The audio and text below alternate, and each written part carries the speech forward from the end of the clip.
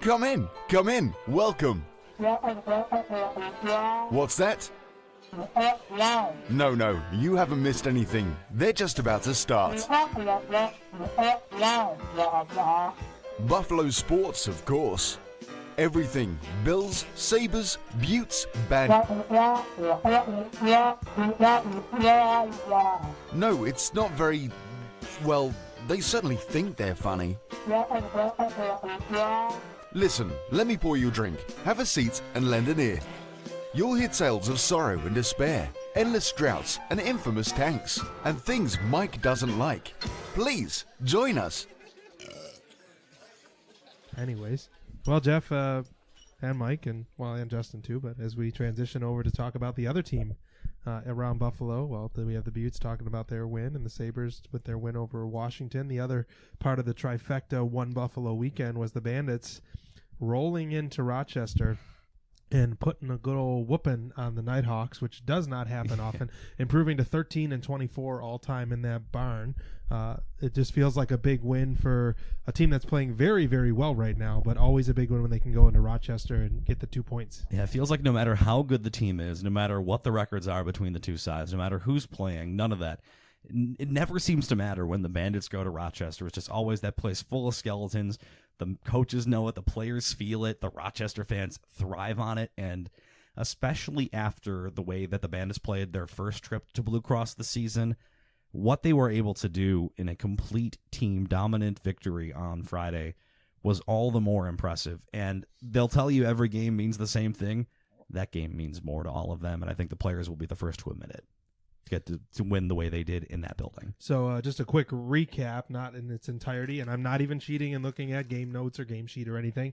Austin Shanks opens the scoring for Rochester, which immediately feels like deja vu all over again, because if you remember that first game in Blue Cross Arena, Shanks went off for 7 goals, not 1, not 2, not 5, 7 goals. So he scores quick, and it feels like, oh boy, this could. We've seen plenty of games get away from It's kind of a here we go again thing. Yeah.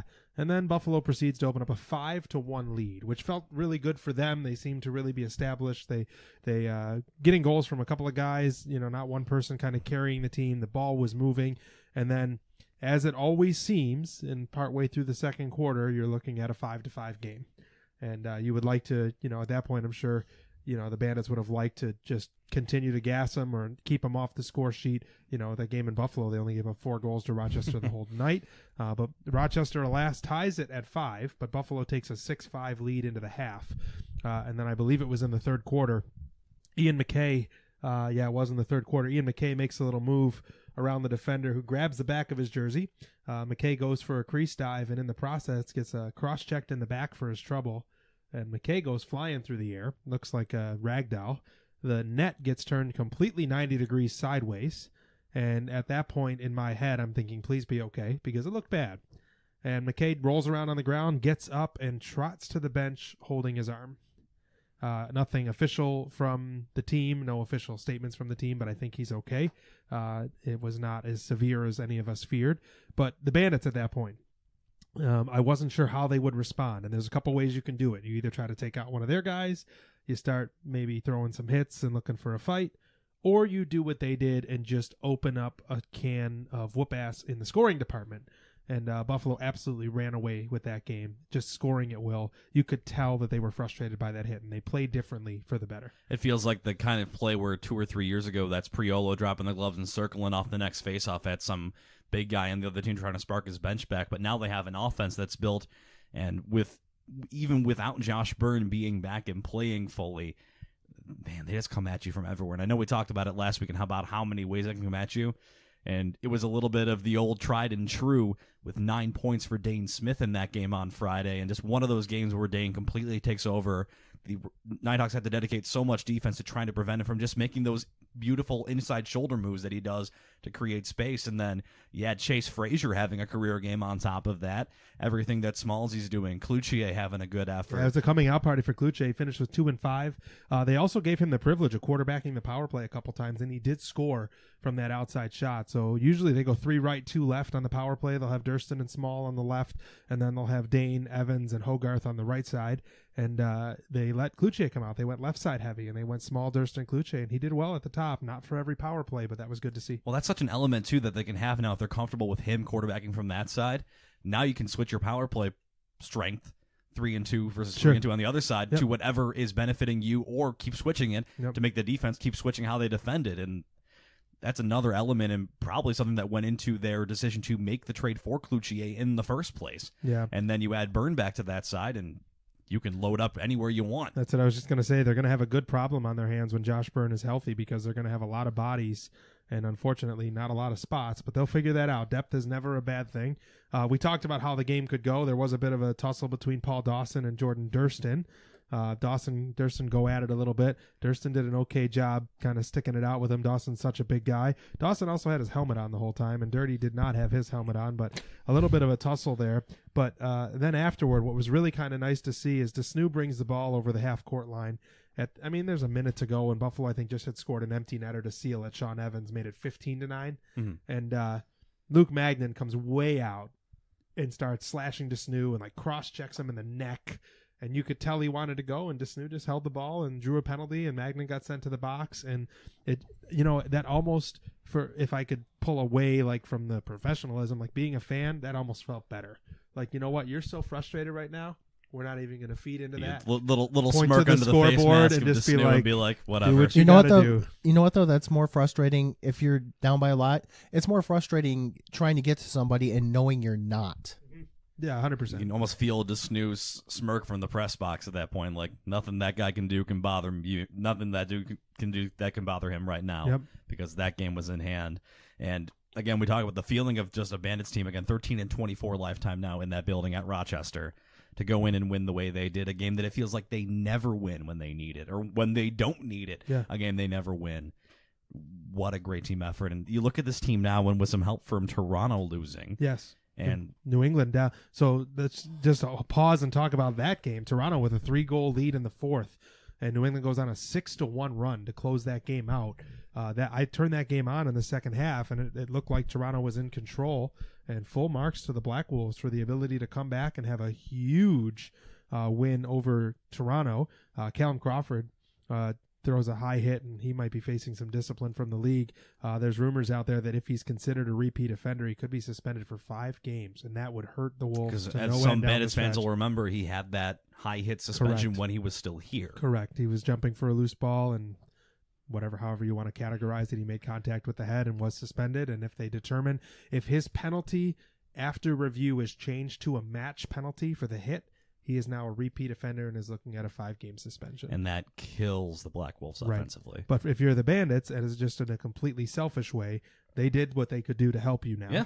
Yeah. Rochester, let's talk about that, falls to 2-7. Now, last year, 2-6, looked like they were going to be basement, kind of like they're donezo, and then they turned it on, and I covered a championship game in that arena because Rochester figured it out. Don't know if they're going to figure it out this year, but if they're, at 2-7, they can't be happy with how their season's going. Not to be that guy to take a shot at Goodleaf, but it's a lot easier to figure it out when Matt Vince is between the pipes, able to have those 5 or 6 goal against games, and you can fix your offense while you don't have to score, versus the reality is Matt Vince isn't coming to save the Nighthawks this year. No. I talked to Troy Cordingly on the bench at shoot-around on Friday morning, and he talked about how well they're playing and how close-knit the team is and the success they found.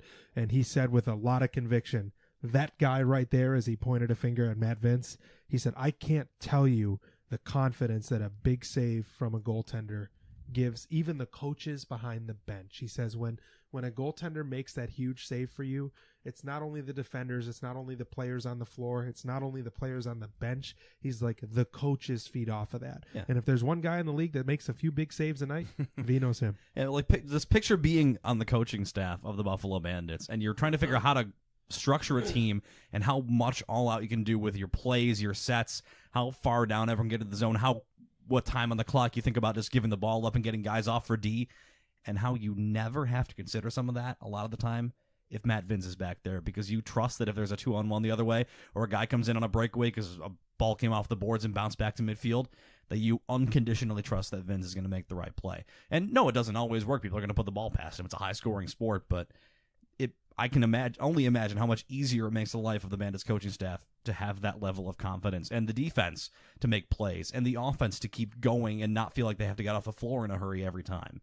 Just it changes the entire outlook of the team, and there have been some really good goaltenders in Buffalo the last few years, in Bouquet and Cosmo, and it's a different stratosphere. It's having the best all time at a position versus having someone who's great. Yep, he's unreal to watch him. The level that he plays at and his ability and his agility is unbelievable. And just the success. I mean, he's had success wherever he goes.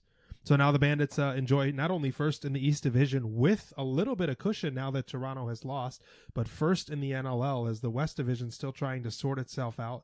The Rush get a win over Colorado to improve. They're the only team in the West over 500.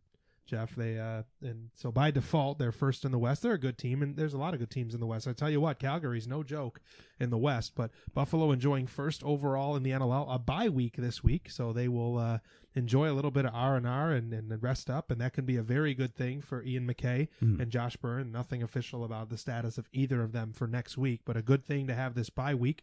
And then coming in for a hot back-to-back, flying out to Philly Friday, coming home for Georgia Saturday. Two big East Division games. Now, we are 2 weeks away, so we don't need to preview them too much, but we could be looking at it, Buffalo either pretty much solidifying themselves as the beast of the East, or the East getting a lot more tight. Yeah, and the Philly game on paper is the easier of those two games, but you can't afford to look past it. Because the second they look past the Philly game, like, oh, the Georgia game, obviously Georgia's right up against us in the standings. That's a tough game to play. Philly's had a lot of struggles.